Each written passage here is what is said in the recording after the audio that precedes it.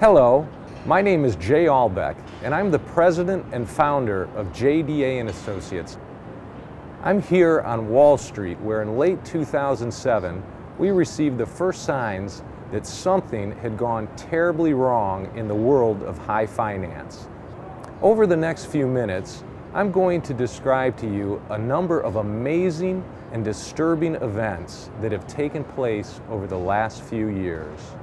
More importantly, I will explain how these events are red flags and symptoms of a much larger global and systemic problem. Ultimately, I will discuss assets that most Americans do not own today, but historically have been critical during financial crises. At the end of this presentation, I will describe to you a number of basic steps that you can take to protect your assets, and I will introduce a concept that I call the 15% solution. Let's quickly review the red flags.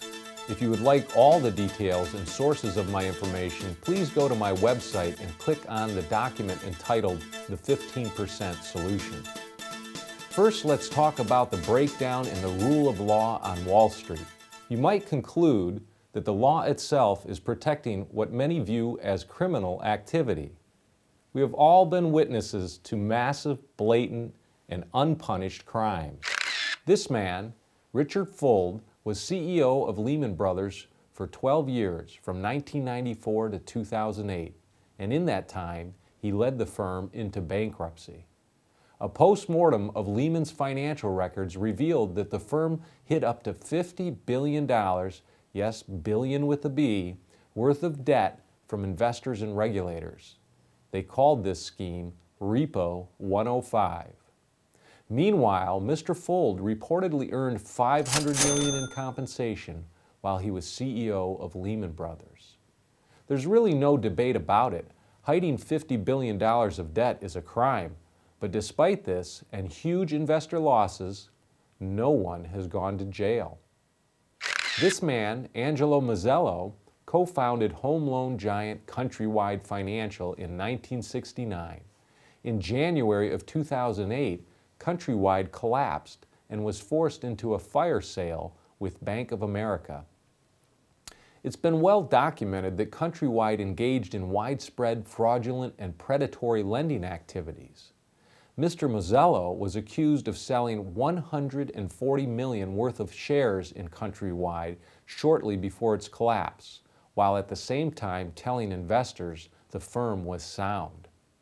Ultimately, he was fined $67 million for his actions, but the Bank of America paid the bulk of his fine, and Mr. Mozzello reportedly walked away with total compensation of $470 million. Again, investors incurred huge losses, but no one went to jail.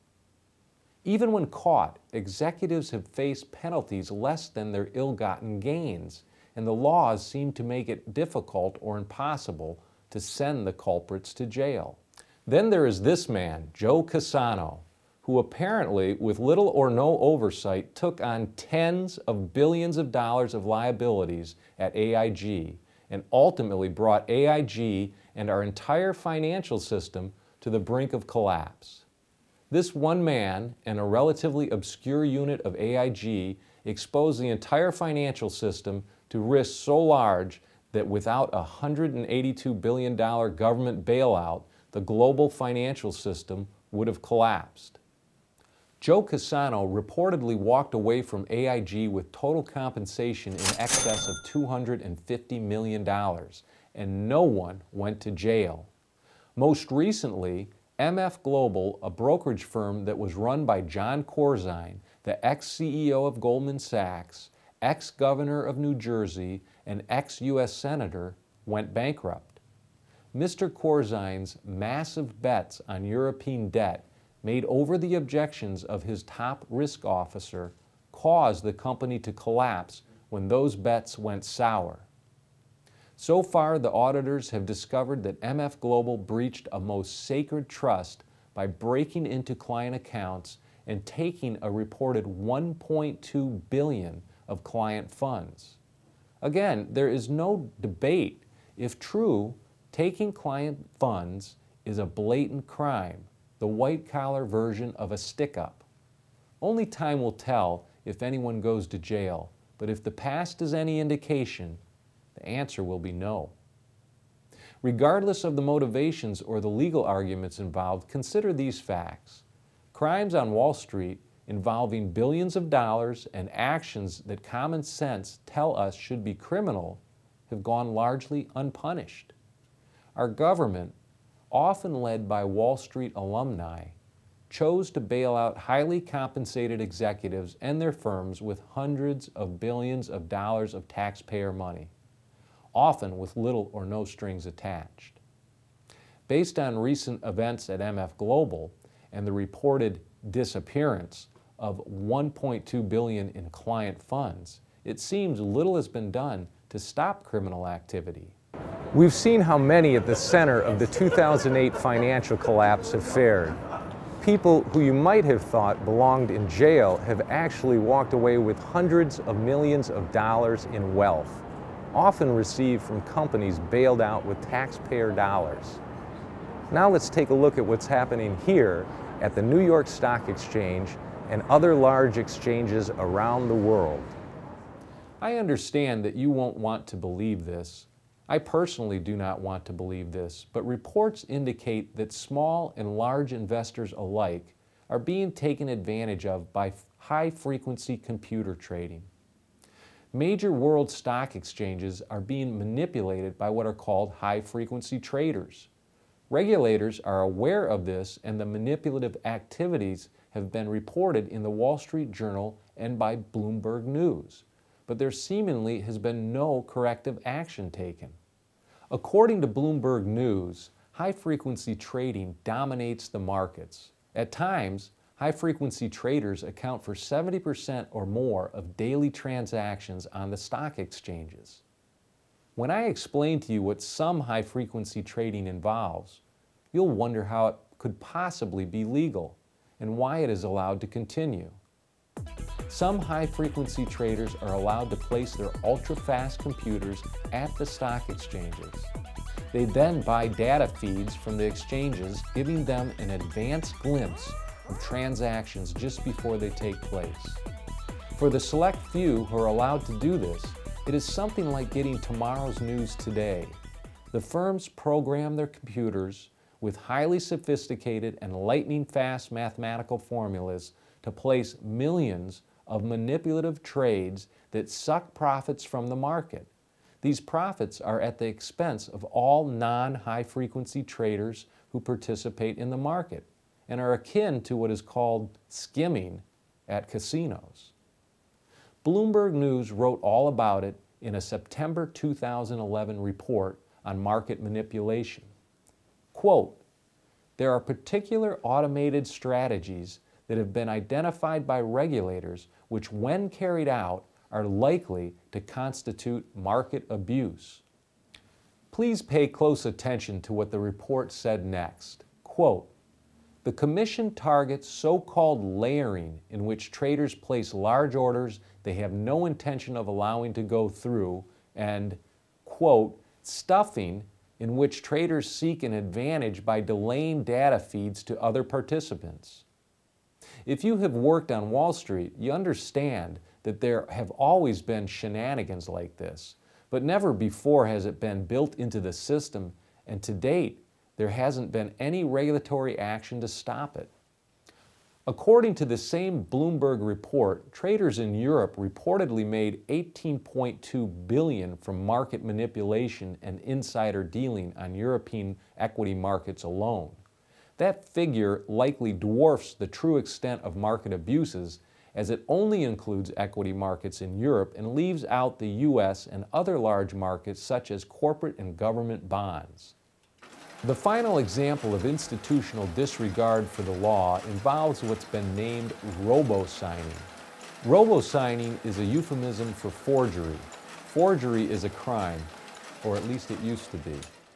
Despite the fact that well over a year ago, banks were caught hiring people to forge thousands of documents and fraudulently file them with the courts, and despite the fact that the banks have been in negotiations with numerous state attorney general to reach a settlement for these illegal actions, according to the American Banker magazine, quote, "Some of the largest mortgage servicers are continuing to fabricate mortgage documents and submitting them as evidence to foreclose on homeowners.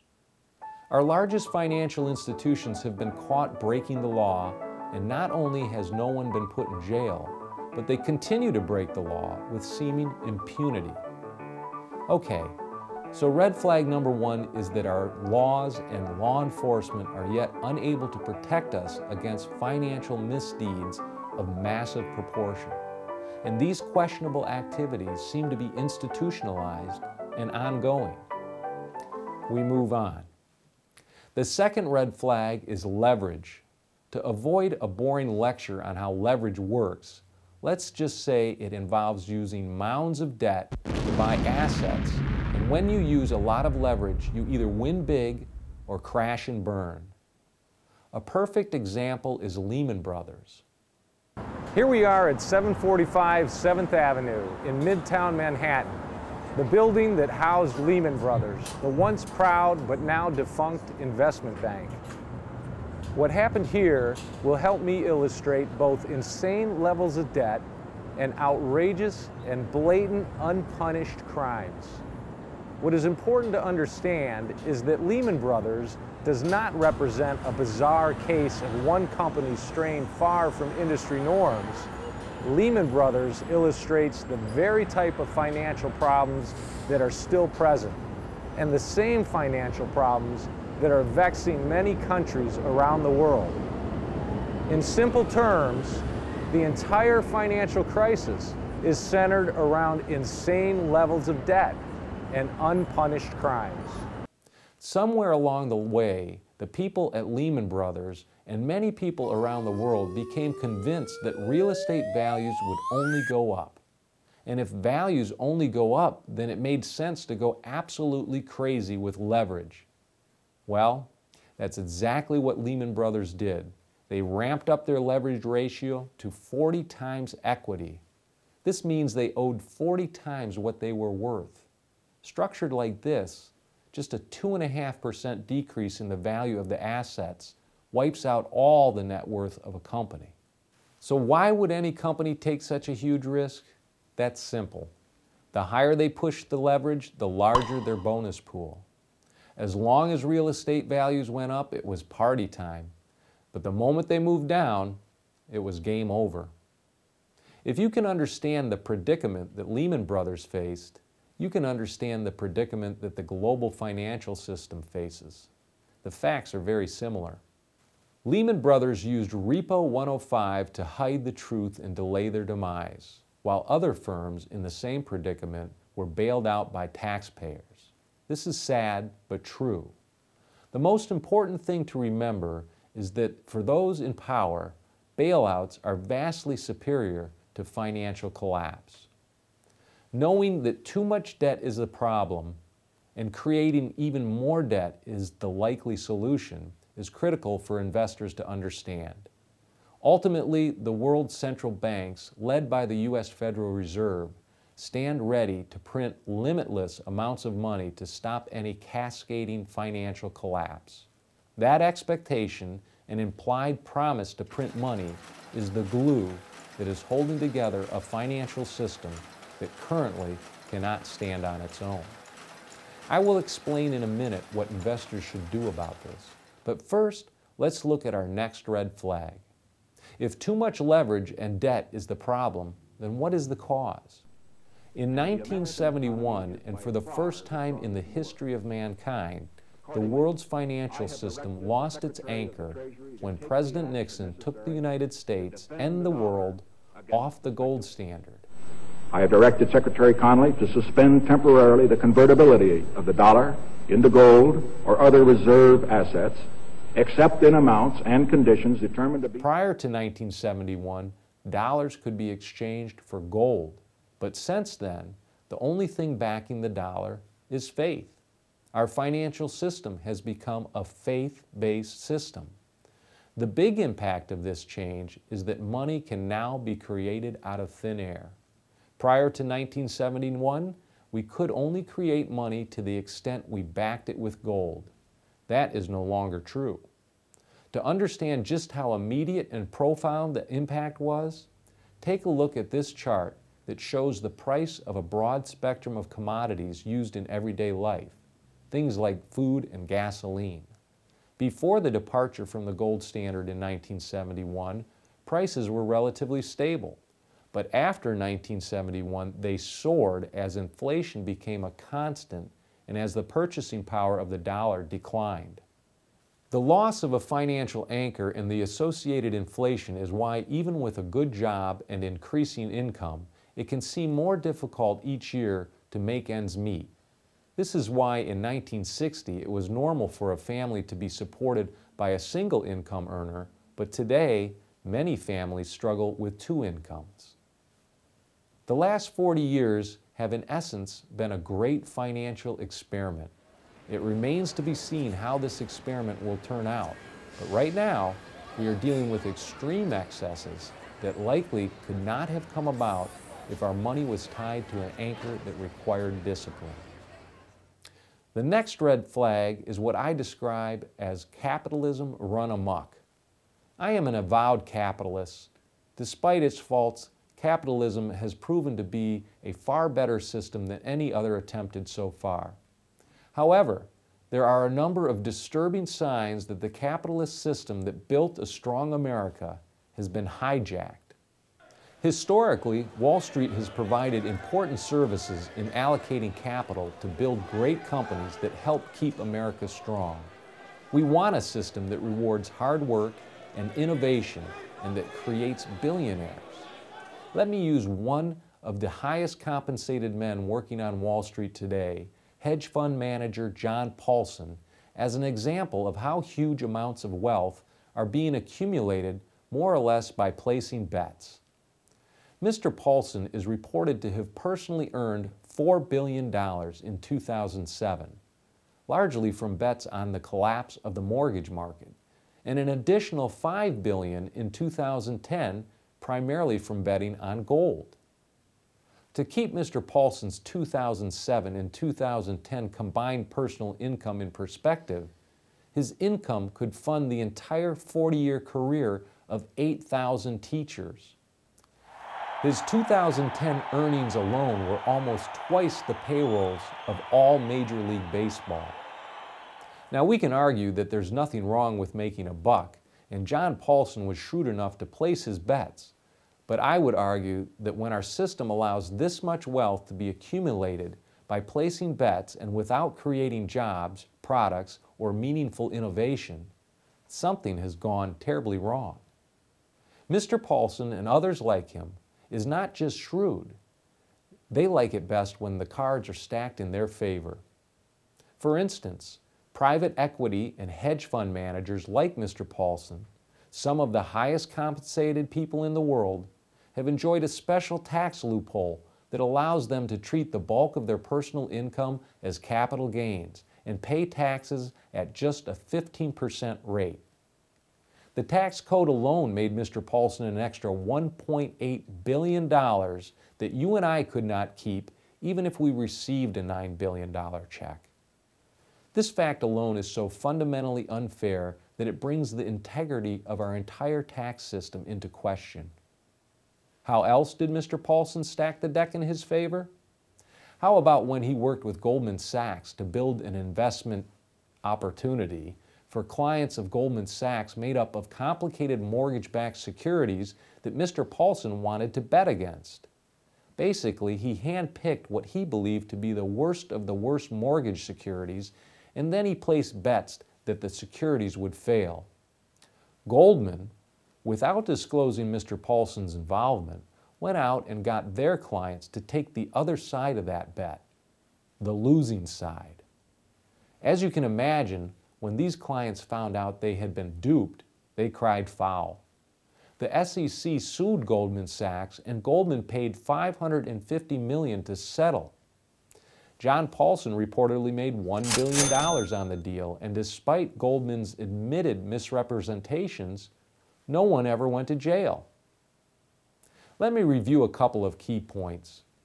We have seen how laws are being broken and white-collar crimes are systemic and unpunished. We learned that high-frequency computer trading is systemic and dominates our security exchanges, resulting in market abuses taking advantage of all other market participants and taking billions of dollars of ill-gotten profits. Despite these obvious abuses, the regulators have done nothing about it. We see an unprecedented misallocation of wealth with billions of dollars going to speculators who create nothing of value except for themselves and a small number of investors. This is sapping the energy of a true capitalist system that promotes and rewards innovation and valuable economic activity over placing bets. We have learned that too much leverage is a financial weapon of mass destruction and is responsible for wiping out proud corporations, their employees, and untold numbers of investors. What is more, that high leverage has yet to be wrung out of the system and is creating increasing crises. Since 1971, when the U.S. went off the gold standard, the world has lacked an appropriate anchor to impose discipline on politicians, corporate leaders, and citizens alike. This has led us to the position we are in now, with unmanageable amounts of debt and no good way out. I encourage investors to consider integrating silver and gold into their portfolio, and to do so after careful consideration and with professional help. Because investors can expect fast price swings and significant volatility in gold and silver markets, JDA & Associates has developed a number of proprietary techniques to help clients slowly build a position over time to help manage risks. Of course, there is no guarantee against loss, but we believe that many investors can benefit from a position in precious metals. How these metals are bought, in what form, and where they are stored may be just as important as the purchase itself. The red flags that I have described above are symptoms of a financial system out of control, with no anchor and massive accumulated debts. Since 2008, an already large federal debt has increased 67% to over $16 trillion, and as bad as that may seem, Europe is worse. According to calculations made by renowned hedge fund manager Kyle Bass, since 2002, worldwide debt has increased by 232%, from 84 trillion to 195 trillion. Very simply put, we feel that this amount of debt cannot be repaid with sound money, and due to their historic role, gold and silver are assets that many investors should consider owning. We believe that gold and silver can act as insurance, a hedge against inflation, debased currencies, and the printing of money, all of which have been, and we believe will continue to be, the tools of choice used by policymakers to deal with the challenges we now face. We are not alone in our opinion. According to the Financial Times, in 2011, for the first time in 20 years, and at the highest levels in 40 years, central banks became net buyers of gold. The University of Texas Investment Management Company, the second largest U.S. academic endowment, took delivery of almost $1 billion in gold bullion and is storing the bars in a New York vault. Gold and silver as a form of money and a storehouse of value are not new concepts, but rather a traditional view of precious metals. At JDA & Associates, we have designed the 15% Solution suite of services that will help clients through a repositioning process to not only own gold and silver, but to do so in an orderly, well-thought-out manner. The next step is yours. Contact JDA & Associates now to explore how we can work together. Okay, so we've seen some bad behavior, and we've learned that the world of high finance is just a little out of control. Take the next step and read our report, Why Gold? Why Now? Then visit our website and learn how to integrate gold into your portfolio. Think carefully and invest wisely, but don't ignore the red flags that we've discussed. The opinions voiced in this material are for general information only and not intended to provide specific advice or recommendations for any individual. To determine which investments may be appropriate for you, consult your financial advisor prior to investing. All performance referenced is historical and is no guarantee of future results. All indices are unmanaged and cannot be invested into directly. There are no assurances that the techniques and strategies discussed are suitable for all investors or will yield positive outcomes. The purchase of certain securities may be required to effect some of the strategies. Investing involves risks, including possible loss of principal.